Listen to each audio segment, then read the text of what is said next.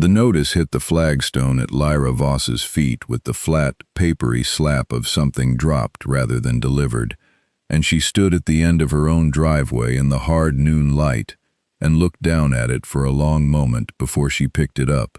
She was 51 years old, a former county deeds examiner with 22 years of title research behind her, and she had lived on the same quarter-acre plot at 14 Sallow Creek Road for the better part of 2 decades. The notice told her she owed $430 in accumulated fines, that she had 30 days to pay, and that failure to comply would result in a lien being recorded against her home.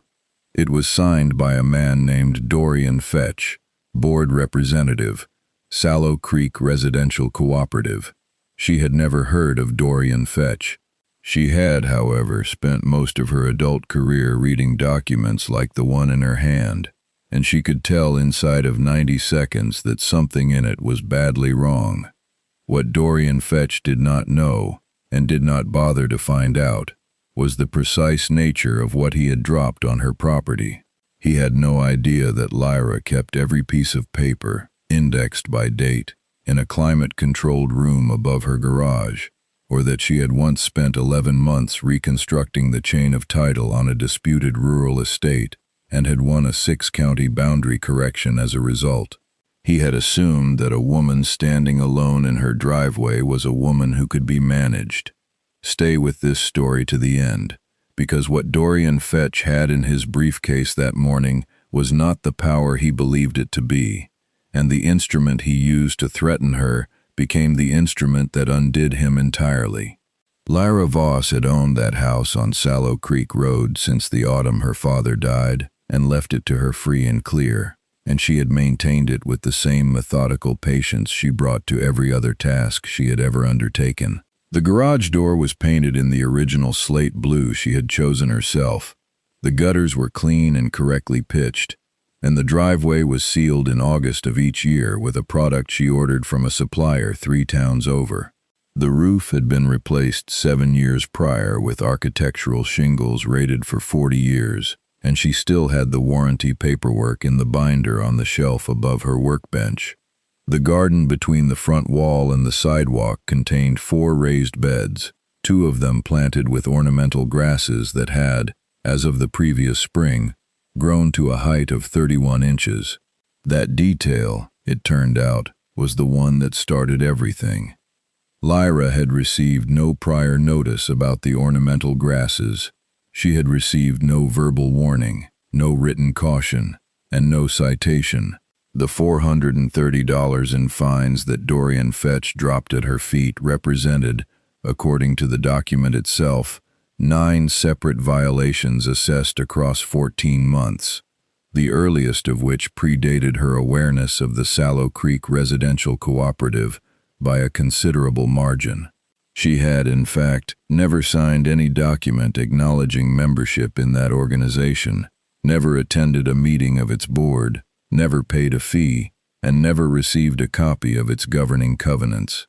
She said as much to a neighbor named Petra Hollis, a retired school teacher who lived at 16 Sallow Creek Road, when Petra appeared at the side gate that same afternoon and asked whether Lyra had received one of those envelopes too. Petra told her she had received a notice for $280, cited for a wind chime attached to her porch overhang, and for a fence post that allegedly sat 6 inches closer to the road than the cooperative setback standard permitted. Neither woman recalled signing a covenant. Neither recalled being asked. Lyra went back inside, climbed the narrow stair to the archive room above the garage, and spent the next 2 hours pulling every file she had ever kept on the purchase and transfer of 14 Sallow Creek Road. She found her original deed, her title insurance policy, her survey plat, the transfer documents from her father's estate, and the recorded easement for the utility line that ran under the northeast corner of the property. She found no covenant. She found no declaration of a residential cooperative.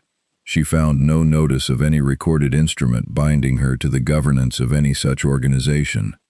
What she found instead, tucked into the back of the file labeled "Prior Encumbrances Cleared," was a photocopy of a survey note her father had made in his own handwriting, dated 16 years earlier, which said, in the careful script of a man who had spent 40 years as a civil engineer, that the road frontage at 14 and 16 Sallow Creek belonged to the individual fee holders and had never been conveyed to any common interest entity. She set that note on the desk in front of her, smoothed its edges, and photographed it with the timestamp function enabled on her phone. Then she drove to the county recorder's office the following morning and asked a clerk named Bev Adair, who had worked the public records desk for the better part of 12 years, to pull every instrument recorded against properties in the Sallow Creek Road corridor going back 30 years. Bev printed the index, all 19 pages of it, and Lyra sat at the long wooden research table by the window and went through it line by line. The Sallow Creek Residential Cooperative had filed a declaration of covenants, conditions, and restrictions on the 23rd of March, 11 years prior. Lyra's property was listed in the declaration's exhibit as a parcel subject to the covenants. The document bore a single notarized signature page. The signature page identified the consenting owner of 14 Sallow Creek Road as one Gerald Voss. Gerald Voss had died 14 months before that declaration was filed. Lyra's father had been dead for over a year when his signature appeared on a binding document, and he had signed it, apparently, from whatever ground he was buried in. She asked Bev to make her 4 certified copies of the complete filing and paid $11 per copy, and she did not say anything further about what she had found, because she had learned long ago that the quieter a person is when they find something important, the more useful it remains.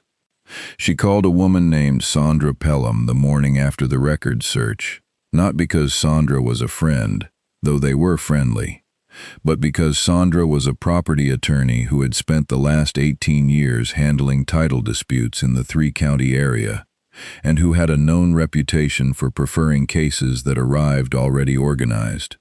Lyra brought the binder. Sandra looked at the certified copy of the declaration, looked at the death certificate Lyra had pulled from Vital Records the same morning, and then looked at Lyra across the conference table with an expression that was not quite satisfaction, but was adjacent to it. The expression of someone who has spent nearly 2 decades wading through half-documented messes and has been handed something complete. Sandra told her plainly that a signature obtained after the signer's death was not a voidable instrument under most circumstances, but rather a void one, which meant it had never had legal effect, which meant the declaration as recorded was unenforceable against the parcels purportedly bound by it. She explained further that any fines, liens, or assessments issued under authority derived from that declaration would be equally void, not merely challengeable but non-existent as a matter of law. She asked Lyra how many properties on Sallow Creek Road had received notices. Lyra told her she was aware of at least 2, her own and Petra Hollis's, and that she intended to knock on every door on the block before the week was out.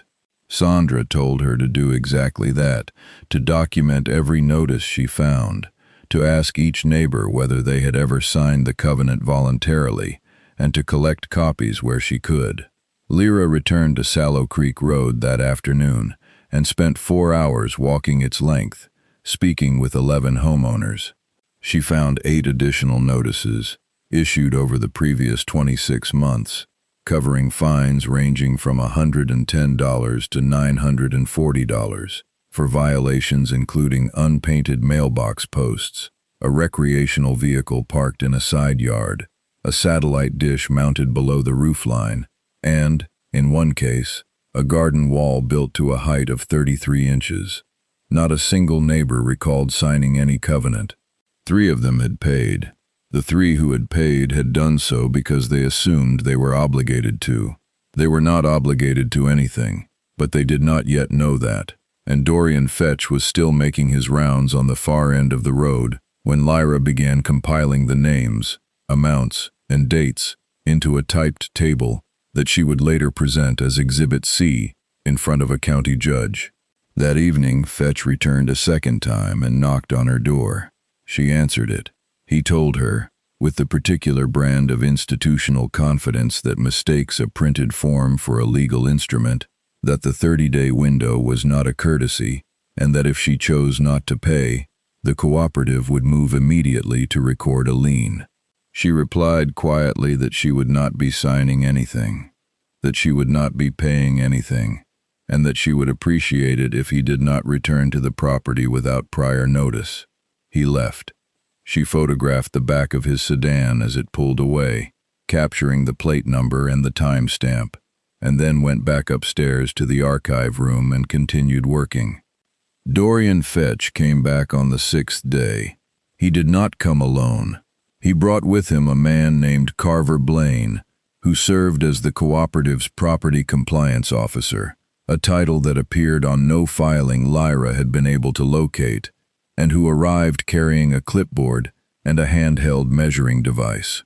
The two of them walked past the front wall of her property at the boundary edge, and Carver Blaine measured the height of the ornamental grasses with a deliberateness that suggested he expected to be watched. Lyra stood at her front window and watched. She also recorded. She held her phone at a low angle through the slightly open pane and captured 6 minutes of footage, including the moment when Carver Blaine stepped off the public sidewalk and placed one foot on the strip of ground between the sidewalk edge and the face of her front garden wall, which was her property, and remained there for approximately 40 seconds while he wrote something on his clipboard. She noted the time, 11:14 in the morning, and added it to the log. Fetch and Blaine left without speaking to her. A second notice arrived 3 days later by certified mail, this one citing a new violation for the placement of a decorative stone border at the garden bed edge, assessing an additional $65, and including a line that informed her the cooperative reserved the right to enter common areas adjacent to her property for maintenance and inspection purposes. There were no common areas adjacent to her property. The strip of ground between the sidewalk and her front wall had been hers, documented as hers, and recorded as hers in the survey plat filed with the county 31 years earlier. She pulled the plat, had it copied, and added it to the binder. She had been gathering material for 11 days at this point, and the binder now contained 47 pages. Sandra Pelham filed a complaint with the county district court on the 14th day, before the original 30-day window had half elapsed, seeking a declaratory judgment that the Sallow Creek Residential Cooperative's declaration of covenants, conditions, and restrictions was void ab initio on the grounds of fraud in the execution, and requesting an injunction against any further fines, liens, or correspondence directed at the 14 properties identified in the complaint. The 14 names on the complaint included every neighbor Lyra had found and one additional household, an older couple named the Renthorpes, who had received a notice for a bird bath but had not answered their door when Lyra knocked because they had been away visiting their daughter in another state, and who Petra Hollis had reached by telephone and added to the list. The complaint was 63 pages. Lyra had organized every page of the supporting documentation herself. The night before the filing, she sat at the desk in the archive room above her garage and went through the binder one more time, checking that every exhibit was numbered, that every date was accurate, and that the chain of causation from the forged signature to the most recent certified notice was unbroken and legible to anyone who had not lived it. It was, and she went to bed at a reasonable hour, and she slept. Dorian Fetch learned about the complaint on the morning of the 15th day, which was the same morning the court granted the temporary injunction, meaning that by the time the envelope containing the court order arrived at the cooperative's listed mailing address, the organization was already prohibited from issuing, recording, or enforcing any new fines or liens against any of the 14 named properties. What happened next followed a pattern that Sandra Pelham, in her 18 years of practice, described as entirely predictable, and that Lyra, in her 22 years of title research, recognized as the particular kind of institutional panic that occurs when an organization built on the assumption that no one will check is suddenly confronted with someone who has checked everything. The cooperative's attorney, a man named Tillman Brecht who had an office in a shared building on the north side of town, sent a letter to Sandra within 48 hours of the court order, suggesting that the matter could be resolved informally and that the cooperative was prepared to waive all outstanding fines for the 14 named properties in exchange for a withdrawal of the complaint. Sandra called Lyra and read the letter aloud. Lyra told her plainly that the offer was declined and that the waiver offer itself should be preserved as evidence of the cooperative's awareness that the fines were not legally defensible. Sandra added it to the file as Exhibit R. Tillman Brecht sent a second letter 4 days after the first, this one reducing the proposal to a mutual release, with no admission of liability on either side. That letter was declined and added to the file as Exhibit S. It was during the 10 days between the second letter and the first preliminary hearing that a woman named Carla Devon, who had worked as the cooperative's administrative secretary for 6 years and who had been privately maintaining her own copies of the organization's internal correspondence, contacted Sandra's office and asked whether the attorney representing the homeowners would be interested in reviewing certain documents she had retained. Sandra told her she would be interested in reviewing anything relevant, and Carla Devon appeared at the office the following morning with a storage box containing, among other materials, a set of internal meeting minutes from 11 years prior, a draft version of the Declaration of Covenants bearing a cover note in Fetch's handwriting that referenced the difficulty of obtaining proper signatures from the road's longer established properties, and a printed email chain in which Fetch had discussed with 2 other board members the possibility of using the signatures of deceased prior owners to round out the consent record. The email chain was dated 9 months before the declaration was filed. Carla Devon had kept it, she told Sandra, because she had understood from the moment she saw it that what Fetch intended was not a technicality but a deliberate act, and she had not known what to do with that understanding until the morning she read about the court complaint in the county's public filings index. Sandra called Lyra that evening and told her quietly that the case had changed in character. Lyra replied that she had suspected as much since the day she found her father's name on a document he could not have signed, and that she was glad the record now reflected it. The preliminary hearing was 4 days away, and Fetch, as of that evening, had not yet been informed that Carla Devon had walked into the opposing attorney's office with a box. The morning of the preliminary hearing arrived under a flat, bright sky, the kind of midday light that left no comfortable shadow on the courthouse steps, and Lyra arrived 40 minutes early with the organized binder in a canvas bag over one shoulder and her reading glasses in her coat pocket. Petra Hollis came, and 6 of the other neighbors, and the Renthorpes, who had driven back from their daughter's house specifically to attend, and all of them sat in the 3rd row behind Sandra Pelham's table and waited. Dorian Fetch arrived with Tillman Brecht and Carver Blaine. Fetch was dressed in a dark jacket and carried a leather portfolio, and he moved through the courtroom door with the undiminished confidence of a man who had not yet received the information that was about to reach him. Judge Annalise Carmody had been on the county bench for 14 years and was known, according to Sandra's brief description the night before, for arriving prepared and for disliking the discovery of facts withheld from filings. She called the case at 9 o'clock and asked Tillman Brecht to explain the cooperative's position on the declaratory relief sought by the plaintiffs. Brecht argued that the declaration had been validly executed, that the cooperative had followed its own procedures in assessing fines, and that the plaintiffs were attempting to void a legitimate governance structure on the basis of a technical error in one signature. Judge Carmody asked him plainly which signature he was characterizing as a technical error. Brecht answered that the signature of Gerald Voss, while obtained under circumstances that deserved clarification, did not invalidate the entire instrument. The judge asked whether Mr. Brecht could produce any evidence that the signature was obtained while Mr. Voss was living. Brecht said he could not produce that evidence at this time. The judge turned to Sandra. Sandra handed the clerk the certified death certificate. the certified copy of the declaration, the survey note in Gerald Voss's handwriting from 16 years prior, and Exhibit R and Exhibit S, the two settlement letters, which she described to the judge as evidence of the cooperative's awareness that its legal position was not defensible. She then introduced, with the judge's permission, the materials provided by Carla Devon, including the internal email chain in which Dorian Fetch had discussed using the names of deceased owners to complete the signature record. The courtroom was quiet for a moment that lasted longer than ordinary courtroom quiet tends to last.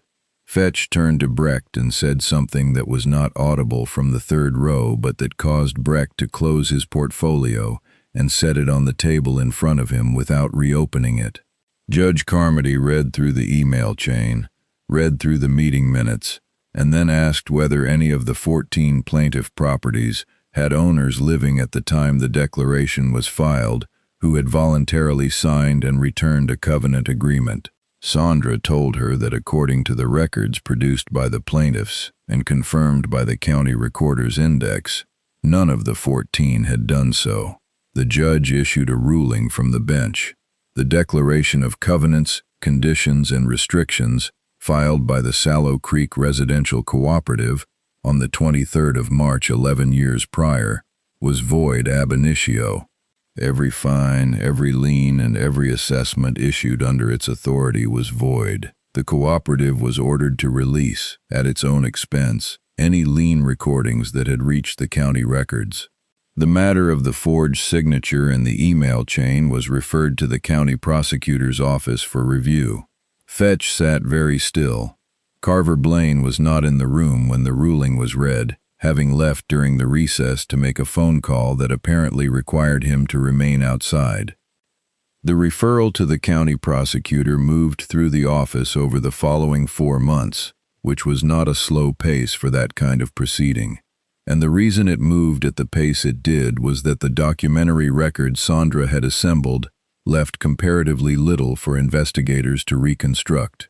Dorian Fetch was charged with filing a fraudulent instrument, a felony under the state statute governing the recording of false documents, and with wire fraud in connection with the use of email to plan and execute the scheme. Carver Blaine, who had returned from his phone call outside the courthouse to find the proceedings concluded, was charged as a co-conspirator and entered a cooperation agreement within 6 weeks of being notified of the charges, providing the prosecutor's office with additional internal records he had stored on a personal account, and with a detailed statement about the history of the cooperative's enforcement practices. His statement described 7 other properties in 3 adjacent road corridors that had received fines under declarations recorded by the same method, none of which had been challenged, and all of which had paid. The prosecutor's office opened 3 related investigations. Tillman Brecht, who had represented the cooperative for 9 of its 11 years of operation, was referred to the state bar for a disciplinary review on the question of whether he had known, or should have known, that the instrument underpinning the organization's authority was fraudulent. He did not contest the referral. The 3 neighbors on Sallow Creek Road who had paid fines before the complaint was filed submitted claims for restitution. The amounts were $210, $375, and $440 respectively, totaling $1,025, and all 3 amounts were ordered repaid, with 6% annual interest, calculated from the date of each payment. The Renthorpe's bird bath, which was still standing in their front garden at 41 inches and which was, as it had always been, entirely their business, was not the subject of any further correspondence from anyone. Sandra Pelham sent Lyra a final invoice that reflected a reduced fee, noting in the attached letter that the quality of the pre-filing documentation had reduced her own hours considerably, and that the case had been the least laborious evidentiary victory of her practice. Lyra paid the invoice by check, filed the receipt, and wrote a brief note of thanks that she mailed to Sandra's office rather than sending electronically, out of a long-standing preference for paper. The Sallow Creek Road corridor was quiet for most of the spring that followed. The ornamental grasses grew to 37 inches by late April, without objection from anyone, and Lyra transplanted the second bed to a position that caught more afternoon sun, which it had needed for 2 seasons. Petra Hollis replaced the wind chime with a larger one that rang at a lower pitch on still evenings. The Renthorpes painted their fence post a shade of barn red that would never have cleared any Covenant review, and which suited the front of their house precisely. The fence post that had allegedly encroached on the setback was measured by a licensed surveyor, a man named Obadiah Press, who had done boundary work in the county for 30 years, and found to be positioned 14 inches inside the recorded property line. It always had been. The wall Lyra's father had built along the front boundary, which had stood for 31 years without complaint from any legitimate authority, was still standing. She had touched the mortar in 2 places the previous autumn, and the stone itself had not moved. On the afternoon, the final court order was recorded with the county clerk, formally releasing the last lien from the records of every affected property. Lyra drove to the courthouse, collected the certified copy of the release, and drove back to Sallow Creek Road. She put the certified copy in the binder beside the original fraudulent notice, the one Dorian Fetch had dropped at her feet on the flagstone in the hard noon light, where it would remain as a record rather than a wound. She did not display it. She did not speak about it at length to anyone who had not lived it. She climbed the narrow stair to the archive room above her garage, returned the binder to its shelf, and went back down to the garden. Carla Devon, who had kept the emails for 6 years out of a private understanding that they might one day be needed, took a position at a title insurance company 2 months after the hearing. She sent Lyra a short note saying she hoped the road was peaceful. Lyra wrote back that it was. Dorian Fetch was convicted on both counts 14 months after the preliminary hearing and received a suspended sentence, a significant fine, and a permanent bar from serving in any fiduciary or governance capacity in the state. The sentence was lighter than some of the affected neighbors would have preferred, but Lyra, when Petra asked her what she thought of it, replied only that the record of what he had done was permanent, in a way that a prison term was not, and that the county recorder's index, which she knew better than most people alive, would carry that record indefinitely. The boundary at 14 Sallow Creek Road was what it had always been, every inch of it documented, every foot of it clear. The person who had assumed it could be taken from her by a dropped notice in a confident manner had, in the end, built nothing on it at all. Authority without a valid instrument is not authority. It is only noise, and noise does not survive a paper trail. That principle had not arrived fully formed in Lyra the morning Fetch dropped the notice at her feet. It had accumulated over 22 years of reading deeds and tracing titles in county offices across 3 states, in rooms that smelled of old paper and iron gall ink, where the distance between a legitimate claim and a fabricated one was always, in the end, a matter of what the records could prove and what they could not.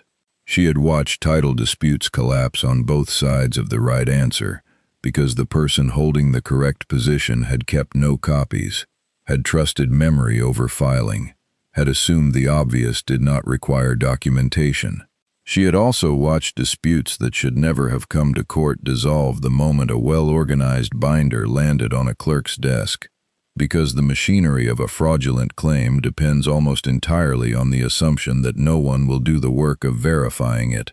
Dorian Fetch had spent 11 years operating on that assumption, and it had served him adequately until the afternoon he chose a property owned by a woman who had spent her entire career doing exactly that work, and who had stored every relevant document in a climate-controlled room 6 feet above the ground where he was standing. Obadiah Press, the surveyor who had measured Petra Hollis's fence post and found it correctly placed, went on to survey 4 of the 7 additional properties identified in Carver Blaine's cooperation statement, all of them in the adjacent road corridors that the prosecutor's expanded investigation had drawn into the record. In 3 of the 4 cases, he found no violation of any setback, fence height, or coverage standard that would have applied even under a legitimate covenant. The 4th property had a detached structure that sat 11 inches closer to the rear lot line than most residential codes would have permitted.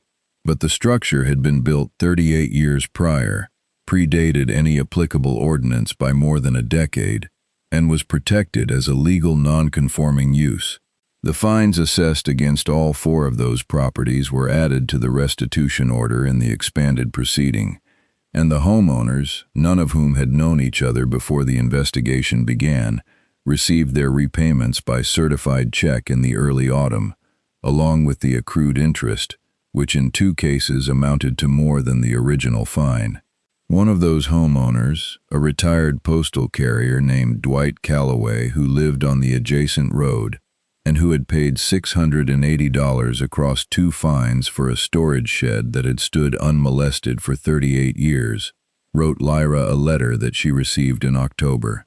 He told her he had not understood, when he paid, that payment was optional. He told her he had assumed the board had the right to fine him because they had sent a document saying they did, and because no one had told him otherwise. He did not say anything bitter about it, only that he was glad the matter had been corrected and that his shed was still standing.